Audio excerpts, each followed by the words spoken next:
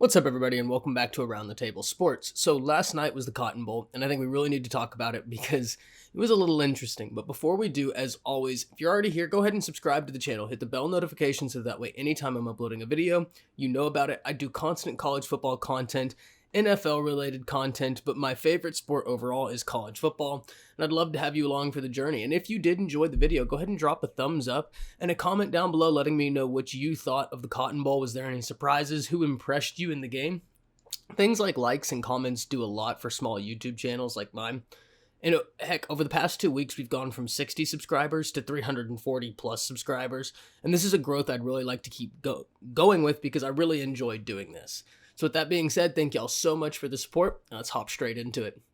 So coming into this game, there was some back and forth between Florida and Oklahoma, mainly from Florida, as linebacker James Houston had said that Oklahoma just couldn't hang with Florida. They weren't on the same level, which was an interesting quote to me because right after that was said, we had multiple opt-outs from the University of Florida.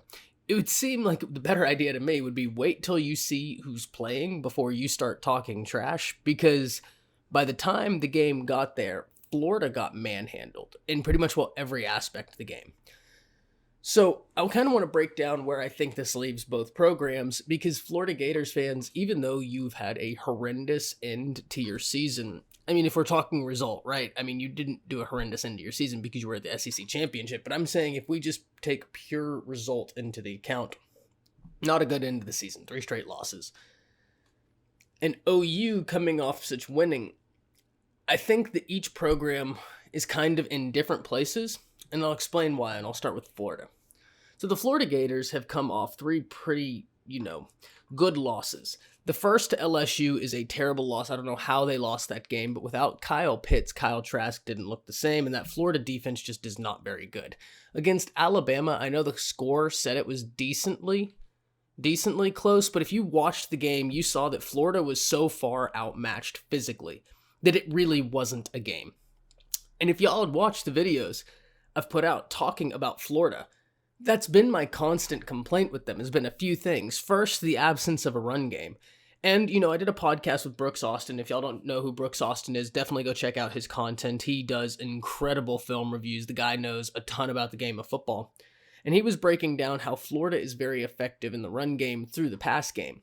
But as the games went on, I think that they even kind of got away from that, where in the bigger games, they stopped utilizing their running back out the backfield and then kind of started trying to revert to a running game in some capacity, but having never really done that this season, the Florida team in this OU game had literally no identity. Now, here's where I wouldn't worry at all, Florida. You had nobody, right? And that is a real thing. You had nobody on this team that was your heavy hitters except for Kyle Trask, right? So where does this leave Florida going into next season? For the most part, I'm not too worried about Florida. Gator fans, like I said, y'all didn't have many people, and that really does hurt. However, there is one thing that is concerning to me, the lack of physicality, because that wasn't something that was just relegated to the OU game. The lack of physicality is something I've seen for quite some time for Florida. The defensive front from Florida is a great pass rush group. They have a lot of really talented pass rushers, but they are not in any capacity built to stop the run. I mean, sure, Oklahoma has a great offensive line, Alabama has a great offensive line, but they made them look like it was 2 different divisions of football. If we're talking just about the upfront play, on run sets, Oklahoma's offensive line was flat out better than Florida's front. I mean, it wasn't close. And the same can be said for Alabama, except maybe worse. When we look at this, Oklahoma's running back Stevenson had 18 carries for 186 yards. They had another running back have 9 carries for 110 yards. Another one for 73. Spencer Rattler had 7 carries for 40 yards. This Florida defensive front is not very good. And I understand Todd Grantham is probably not the answer, but he is not the only problem. It starts with him, absolutely, but that's not the only issue. Will you be better for getting rid of him? Yes, absolutely. Do I think that this is a problem you can fix? Yes, you're Florida. You've historically not been this way, so that would lead me to believe you will fix this. But I'd be lying if I didn't point out that I am a bit concerned about your futures going forward without any of these weapons, with the lack of physicality y'all have up front. And it's only in run sets. Like I've said, the Florida defense is really good against the pass, actually. Maybe the numbers don't say it, but if you watch it, they have great pass rushers. The cornerback play isn't bad at all.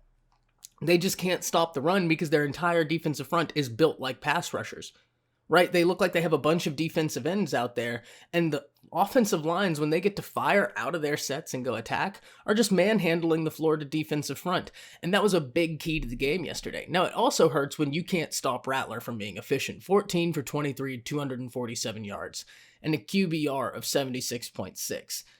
OU is kind of on the other end of the spectrum, right? Where I don't think that either program has much to worry about going into next year. I think Florida has things they need to correct, where OU probably looks at where they are right now and feels pretty darn good.